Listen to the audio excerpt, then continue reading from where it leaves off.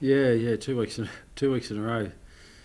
Um, it seemed like it just took the fizz out of us. When Marshall kicked those 2 goals from the boundary, in the first 5 minutes of the third quarter. We're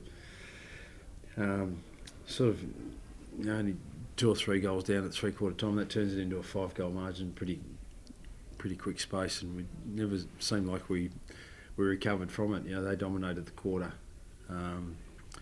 and for the rest of the game, the game was pretty even. Albeit I thought that just their polish with the ball was just superior to ours, a little bit like last week with Eston. So that's learning for us, but we had the same amount of the ball as what Port Adelaide did, so we had the same amount of opportunities with the ball in our hand, but their polish and execution of their skills was just far superior to ours, and didn't allow us to get good field position, and meant that with some of our disposal it was rush, which then brought Lear and Radical Lear into the game. They weren't. It wasn't so much they were so dominant, those two players, in terms of taking intercept marks and high possession, but they were very, very difficult to pass, and that made our job even more difficult.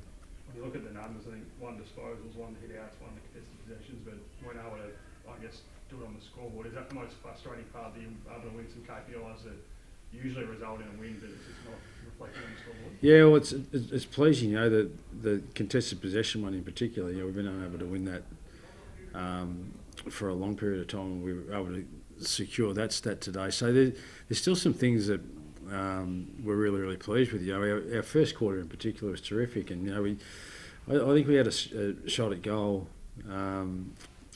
that was a very gettable shot. I can't remember who had it, but it was towards the end of the first quarter, and then they scored 2 goals in a minute to finish the quarter. And instead of it perhaps being a 4-goal-to-3 lead to us, it's a 5-goal-to-3 deficit.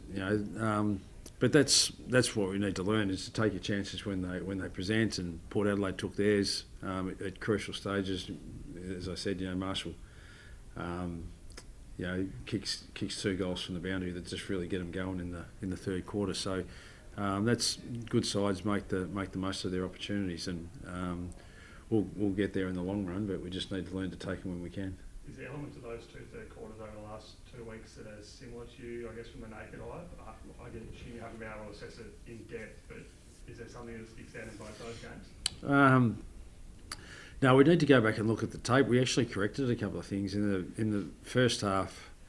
Where it was 21-11 in terms of clearances, and so we corrected that. We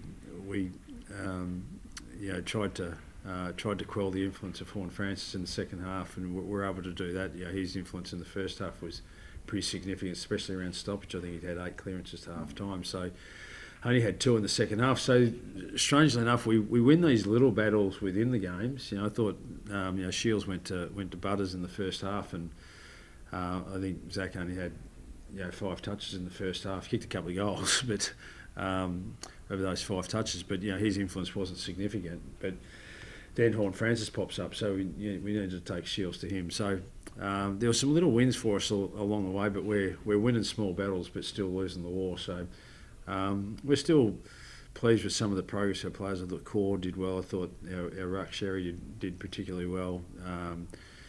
LDU in the middle of the ground was a real warhorse for us, and young Will Dawson did some good things in the back half. In his second game, but he played a bit of the game on Marshall, and because of our turnovers, Marshall still managed to get out the back and kick some goals on Will. But when Will was actually in the contest with Marshall, he did a really, really good job. So we're pleased with the progress that some of our lads are making, but it's still not enough to get us competitive enough to be in the contest for long enough today. Pretty happy with Charlie Condon's. I thought first half particularly he was up completely on the air. Obviously Todd and the other forwards got off the chain a little bit, but I thought Charlie really kept you in the game from a defensive perspective in that first half. Yeah, and same sort of thing. We probably eventually see him playing forward ruck for us in the future, but we're playing him behind the ball just so he gets some continuity with his footy, and same sort of thing. Rob Peter to pay Paul in the last quarter. We take him forward just to try something because we weren't getting the contest where we desired in front of the ball in the first 3 quarters. So tried something, didn't necessarily work for us, but we took away what he'd been playing quite well in our back half for us. And we tried a couple of things. So we're pleased that we're not just sitting there and waiting till the end of the game and saying, oh, we should have tried this or should have tried that. We made some adjustments through the game that helped in some instances and didn't help in others. How do you sort of look at the club's rebuild and where the club is sort of overall? Is it maybe a bigger challenge than perhaps you initially thought? Or how do you sort of assess that?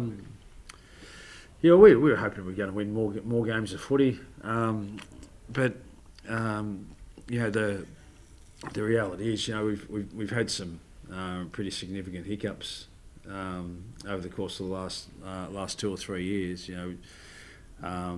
Whether it's players leaving the club or one of them today, like Horn Francis, goes back home to play his footy. He's a first round draft pick or number 1 draft pick, high quality player. He was our player and chose to go home. So those sorts of things set you back a little bit in terms of your rebuild. I mean, we replaced him with other good young players, but it just pushes us back 12 months to 2 years. Taron Thomas, the situation that unfolded there, and Ben McKay going to Essendon. So they're players that we've invested in over the time through draft and that sort of stuff, and then you get in 2 of the cases, they've been at the club for 6 or 7 years and think that they should be about to play their best footy at the club, and they're no longer there. So those sorts of things make it a little bit more difficult for you, but we see where we're at and what we've got in front of us, and we just roll the sleeves up and get to work, and we'll get there in the long run. But it's just a little bit frustrating that it's not. We're doing a lot of good work behind the scenes to try and progress as a footy club, but the scoreboard suggests that we're not going so well because we haven't won a game. But we feel like we're making some progress despite the wins not being there. You mentioned the Shields tag. Clarkson worked incredibly well on that first half. Is that something you look at to continue this year, given how well it worked during the game? I'll be horses for course. It'll depend opposition players, and it does muck up the balance of your side a little bit. If you tag, and we ended up dropping the tag late in the game because they were making 2v1s on the tag and freeing up another Port Adelaide player. So we dropped it late in the game. But they're just things you need to work out. Sometimes opposition players are really disciplined at making 2v1s, and sometimes they're not. So we'll just work out. We've got a bye next week. Good chance for us just to reflect and refresh and get ourselves going. And we've got West Coast in Perth the week after. So we'll see what unfolds in that space. 0-11 to start the year. Is it hard in one respect to see where everyone's going to come, but when you look at, I guess, that you're winning these KPIs and these wins you're having, is it easy for you as coach to see that you are improving and things are edging on a turn?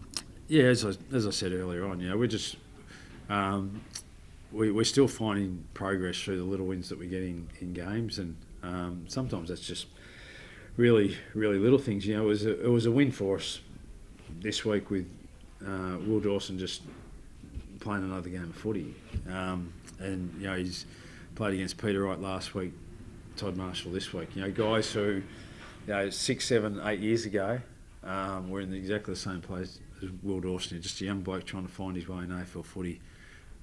So they're the little wins that we know that he'll just be benefit enormously from that sort of exposure, and we just keep chipping away, and gradually those little wins will turn into something that materialises into consistent victories for us.